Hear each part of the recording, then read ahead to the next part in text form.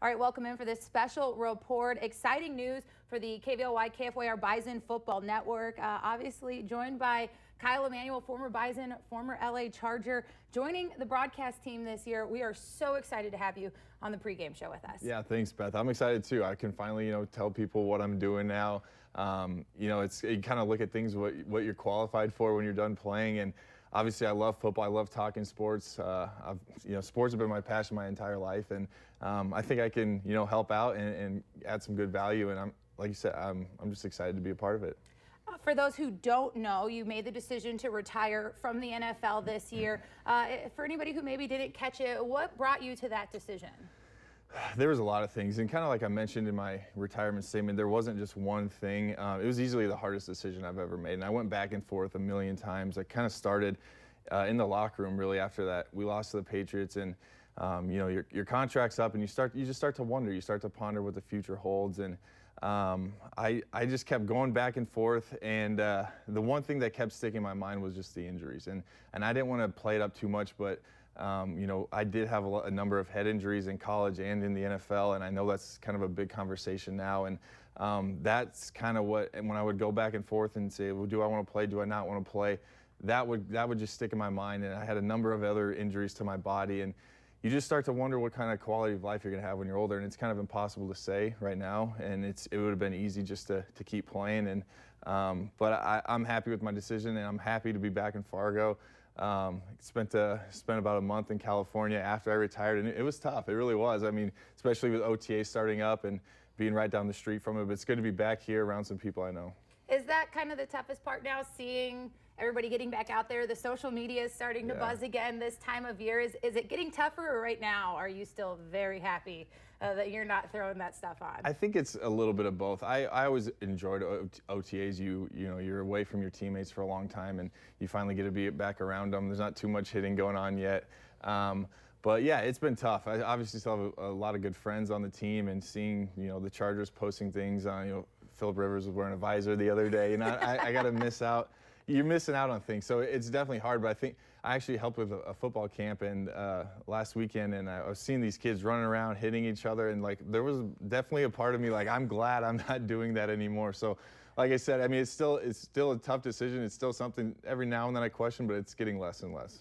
I always think it's so interesting to look at the NFL scene now. And growing up, I grew up a Chicago Bears fan, but now people ask me who I'm a fan of, and I have a really hard time picking a team because I kind of just root for all of you guys. Right. It makes such a special bond when you know the guys, and now they're in the NFL. When you were drafted, there weren't a ton of Bison in the NFL. And since we just keep piling them on. How cool was that to see just so many of your former teammates, so many guys that came after you getting into the NFL as well? Yeah, it's an awesome experience. And I've talked about that before, but I just think knowing, because what those guys went through in college, and it was hard. It was really hard going through at NDSU. Those victories and those championships didn't come easy. So just knowing what they went through, and that brotherhood that we have, and then to see them succeed at the next level is awesome. And obviously, Easton and Tanner on the Chargers now. So hopefully I left a good enough impression where they still like some Bison around there, and it seems so. And obviously wishing them the best of luck as well as everyone else still playing. Now you are transitioning to some things off the field. So thrilled to be able to have you on this pregame show. It's something that we've been looking for, an element we've wanted for so long on this pregame show, to be able to have a former player bring that insight, that just opinion, that memory of what it was like to be in the locker room. Yeah, I think you talk, former players get on camera, and you can just kind of get some insight less on the field, more off the field, and what they kind of go through, workouts with Kramer and just things like that. I think there's a lot of situational football that maybe the average fan or the average broadcaster might not know about. So I think, like I said, I think it's going to be fun. I'm excited to add that value and just kind of know, maybe what the coaches are thinking, what players are thinking about, and just go from there. I'm sure like anything, there'll be a little bit of a learning curve, but I'm excited. Well, you remember, I used to grill you all the time, yes, weekly press conferences and interviews, trying to get you to tell us a little bit of what it was like preparing for each of these teams. Now you realize you have to answer those questions. I do? Are yes, you sure? Yes, okay. I'm positive. You have to share a little bit more about what it's really like when you're preparing for SDSU and that angst. I'm going to need a little bit more Levon Perry from you. And a little less Kyle Emanuel? Okay. Well, right? It's going to be tough, but I'll do my best. I'll do my best. Is there a game this year that you're most looking forward to? So I think I'm really looking forward just to any home game. I haven't been to one since I graduated. Sam Houston State, my senior year. I haven't been to a home game yet. So obviously I'm looking forward to being back in the Dome. I think that's going to be a lot of fun. But I think going to Minneapolis and the first game of the year and being a part of that and seeing, 30, 40,000 Bison fans or whatever it's going to be at Target Field, I think it's going to be awesome. And so really looking forward to that one. How special are those moments? I feel like we always make a really big deal about them on the broadcasting side. These experiences, the fan element to it, that the fans get to go and experience different things. As a college athlete, are those as big of a deal as we make them out to be? They are. They absolutely are. It's a little bit different when you're an athlete because you have to kind of balance to wow, this is an awesome experience. This is so cool. Like even when we played at K-State and just that atmosphere with, the business side that, Coach Bull always preached that this is a business trip type of thing.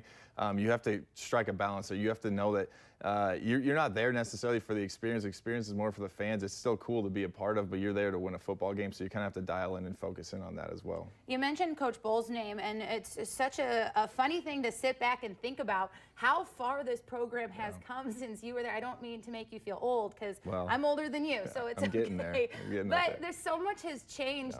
What have you kind of noticed about the program and everything you were told about how the program is consistent and will go on? What have you kind of been able to truly see about that, and what do you think of Matt Entz? Yeah, obviously things are going to change, and it's hard to know exactly what has changed on the inside as far as the locker room and things like that. But you see what's happening on the field, and it's the same product on the field. They're still winning. We're still winning championships. So you have to kind of almost assume that not much has changed in there. I think, throughout the year, Matt Larson, Gene Taylor, they did a good job of bringing guys that, like Coach Kleiman obviously was there for a couple years. He kind of saw how things were done, and then he gets to the head coach. Obviously, he puts a little bit of twist on it, but he keeps what was working. He keeps that same thing going. Same thing with Coach Entz. Obviously, I got to work with Coach Entz for 1 year, and I think he really got to see, and he really bought in as well, obviously, to how things are done here. And it's different. It's hard to explain. I know you're going to try to get me to explain it, and sometimes it's hard to even put into words how things are done at NDSU. But I think one of the big things is just an accountability, peer-to-peer. Coaches can yell and they can say they want you to do this and this, but when you get young guys who learn from older guys, and then that just keeps going, and then those young guys become older guys, and they're holding people just as accountable. I think that's what needs to stay. Other things can change a little bit, but as long as that's still there, I think NDSU will be just fine. Well, like I've said a couple of times now, we are so thrilled to have you on board. Can't wait to pick your brain throughout the year, steal a little bit of that football knowledge from you, and make this the best product possible for those of you across the state on the KVLY KFYR Bison Football Network. We'll see you this fall.